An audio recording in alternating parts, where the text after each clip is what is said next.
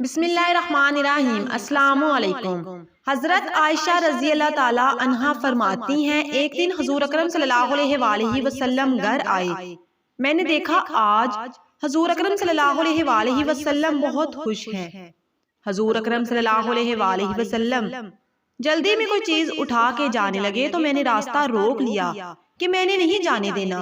حضور صلی اللہ علیہ وآلہ وسلم نے کہا، عائشہ میرا کوئی انتظار کر رہا ہے۔ اماں عائشہ رضی اللہ تعالیٰ عنہ نے کہا، حضور صلی اللہ علیہ وآلہ وسلم لوگ تو آئے ہی رہتے ہیں، میری بھی بات سن لیں۔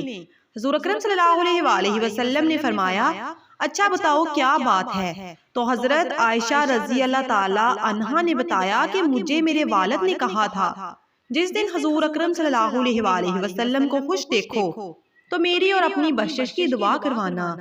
حضور صلی اللہ علیہ وآلہ وسلم نے ہاتھ اٹھائے، اے اللہ عائشہ اور ابو بکر کو عزت والی زندگی عطا فرما، اے اللہ ان کا حساب قیامت میں آسان فرمانا۔